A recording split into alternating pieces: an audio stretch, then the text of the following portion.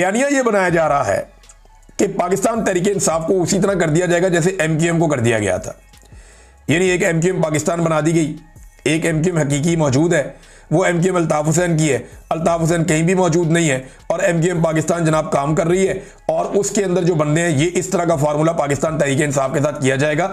एक बात ये फार्मूला तय करने वाले या इसके बारे में सोचने वाले जरा जान लें और ये फैक्ट अपने सामने रख लें। नंबर एक, अल्ताफ हुसैन के फॉलोअर्स महदूद थे, उनकी ताकत एक आधे दो शहरों तक थी। इमरान खान के फॉलोअर्स लामहदूद हैं, उनकी ताकत पाकिस्तान के अंदर तमाम शहरों में है और इसके अलावा पाकिस्तान से बाहर भी है दुनिया भर में। इमरान खान के चाहने वालों पे सूरज गरूब नहीं होता। इतना बड़ा ब्रांड और इतना बड़ा नाम है तो ये तो मुमकिन नहीं है। अल्ताफ हुसैन को पाकिस्तान से बाहर जानता कोई नहीं था।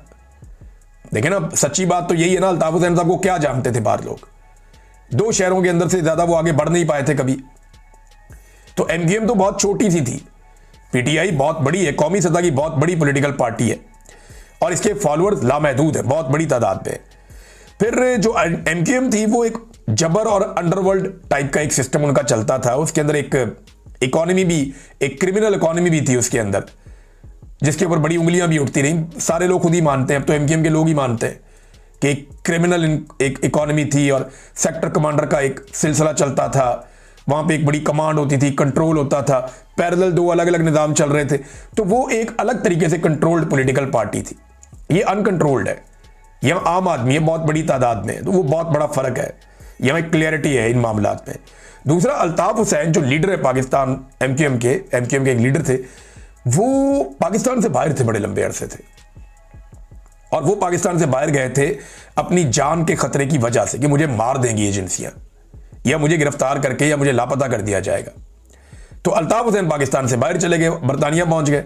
इमरान खान पाकिस्तान के अंदर रह गए, वो पाकिस्तान से बाहर नहीं गए। उन्होंने कहा पाकिस्तान से बाहर मैं नहीं जाता। गिरफ्तार वो हो गए, उनकी जान को आज भी खतरा है, लेकिन वो ये रिस्क ले रहे हैं जो अल्ताफ हुसैन साहब ने नहीं लिया।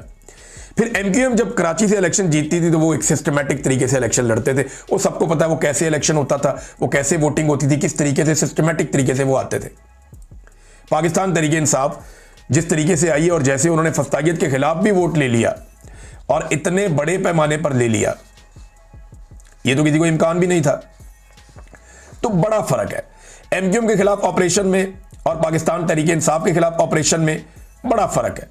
ये जमीन आसमान का फर्क है दोनों पॉलिटिकल पार्टीज में, इनकी बुनत में और इनकी स्ट्रेटजी में, और जिस तरीके से ये पॉलिटिकल पार्टीज और इनके वर्कर्स काम करते हैं। फिर सोशल मीडिया और ओवरसीज पाकिस्तानी बहुत बड़ी ताकत है जो इमरान खान के साथ है, जो एमक्यूएम के साथ नहीं थी। नादरीन, खुर्रम ज़ीशान का एक ट्वीट आया, मैं आपके सामने रखना चाहूँगा।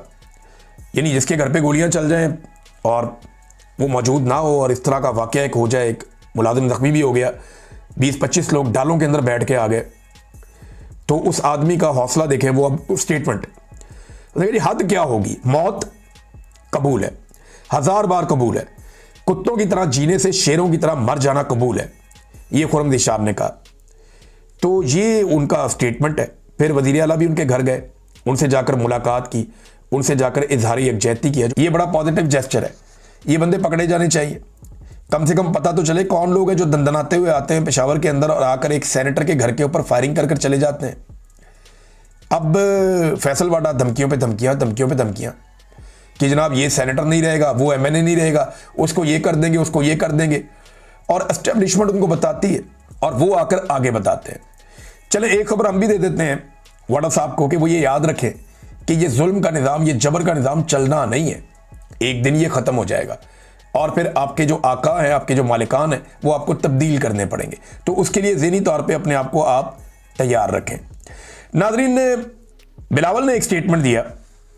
बिलावल ने कहा कि 2 तरामीम एक पार्लियामेंट से काफ़ी हैं, आइन को बार बार तब्दील नहीं करना चाहिए।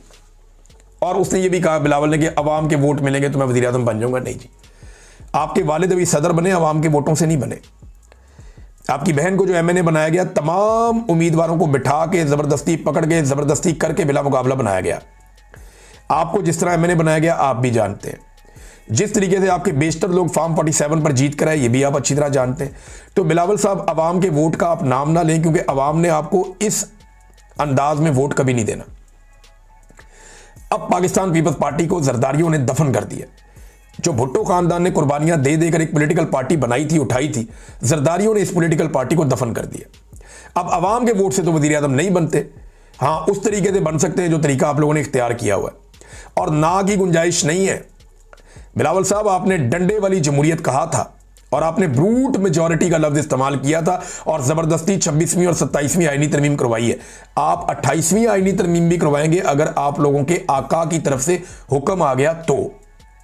सिर्फ हुक्म की देर है, उनका हुक्म आ गया तो आप लोग लाइन में लगकर 27वीं के बाद 28वीं आईनी तरमीम भी पास करवाएंगे। नादरीन, IMF ने पैसे जारी कर दिए हुकूमत को। और अच्छा, मैं एक चीज आपको इससे पहले एक और बताऊं, मैं ना बड़ा लंबा अरसा प्रोग्राम्स करता रहा टीवी चैनल पे। हम जब कभी एक मेहमान को 1 on 1 बुला लेते थे ना, अकेला बुलाते थे, आओ बैठो बैठ के बात करो, तो दोबारा उसको बुलाने में हम 2 हफ्ते या 3 हफ्ते का टाइम कम से कम लेते थे। महीने में एक आध दफा एक मेहमान को बुला लिया, या कम से कम 2 हफ्ते 3 हफ्ते गुजरने के बाद दोबारा उसको मौका दिया। लेकिन फैसल वाडा साहब एक प्रोग्राम में 3 दफा 2 दफा शिरकत कर रहे हैं हर हफ्ते। उन्हें जानबूझकर उन प्रोग्रामों के अंदर बिठाया जा रहा है और वो खुलकर खेल रहे हैं उन प्रोग्रामों के अंदर बैठ के। तो बाकायदा ये तयशुदा चीजें हो रही हैं, तयशुदा तरीके से हो रही हैं। सहाफ़ी तो बहुत अच्छे सवालात करते हैं, बात सहाफ़ी, और उन्हें अप्रिशिएट किया जाना चाहिए। लेकिन प्लेटफॉर्म्स को इस्तेमाल करते हुए फैसल वाडा साहब लगातार नफरत फैलाते चले जा रहे हैं, फैलाते चले जा रहे हैं। हालांकि माजी में इसकी कोई इस तरह की नज़ीर नहीं है। अब नादरीन, एक और मैं आपको खबर दे रहा था कि IMF ने एक रिपोर्ट जारी की और पाकिस्तान ने उसमें कुछ भी नहीं किया, टके का काम नहीं किया। लेकिन IMF ने $1.3 अरब की किस्त जारी कर दी। बड़ी अच्छी बात है, पाकिस्तान को पैसे मिल गए, पाकिस्तान को मजीद कर्जा मिल गया, क्योंकि कर्जा मिलता है तो पाकिस्तान की इकॉनमी थोड़ी थोड़ी घिसटती है। कर्जा मिलता है तो तनख्वाहें मिलती हैं, कर्जा मिलता है तो थोड़ा बहुत माहौल चलता है, कर्जा मिलता है तो पाकिस्तान आगे बढ़ता है। कर्जे के बगैर तो हम कुछ कर ही नहीं सकते। तो IMF के जो पैसे मिले अभी, ये कैसे मिल गए? जब आपने काम ही कोई नहीं किया, जब उन्हें पता है कि आप लगातार गलत फैसले कर रहे हैं, तो वो पैसे क्यों दे रहे हैं? इसके लिए इन्हिसार किया जा रहा है अमेरिका पर, और अमेरिका को खुश रखने के लिए इसराइल को खुश रखना होगा। तो पाकिस्तान ये जितनी भी पॉलिसीज बनाता है, ये उसका नतीजा है, बस आप इतना समझ लीजिए। अब नादरीन, मैं जाते जाते आपको एक खबर और देता हूं कि ये 2 जजेज हैं, दोनों के मामलात हैं, और इन पे बहुत सारे लोग बात भी कर रहे हैं, और बात की भी जानी चाहिए, बार बार बात की जानी चाहिए। ये जो 2 जजेज हैं ना, इनमें एक जज लाहौर में, उसके 2 सेब चोरी हो गए तो मुकदमा दर्ज हो गया, अंदाजा करें आप। और दूसरे जज के बेटे ने 2 खवातीन को कत्ल कर दिया गाड़ी के नीचे देकर, बगैर लाइसेंस के ID कार्ड के गाड़ी चला रहा था, और वो 2 दिन में बाहर आ गया। ये है पाकिस्तान के अंदर निज़ाम-ए इंसाफ की हालत। ना कोई सवाल पूछ सकता, ना कोई जवाब मांग सकता, ना किसी ने इसका नोटिस लिया, ना किसी ने जज को बुला के पूछा कि वाइकेरियस लायबिलिटी है जज साहब, ये तड़ा पुत्र है, आपने इसको मना क्यों नहीं किया, आप रिस्पॉन्सिबल हैं इसके लिए, आपको जवाब देना चाहिए इसके लिए। नहीं, किसी ने पूछा ही नहीं, कोई सवाल ही नहीं। अगर इमरान खान के दौर में ये हुआ होता ना, तो इमरान खान जिम्मेदार होता है इस वाकये का।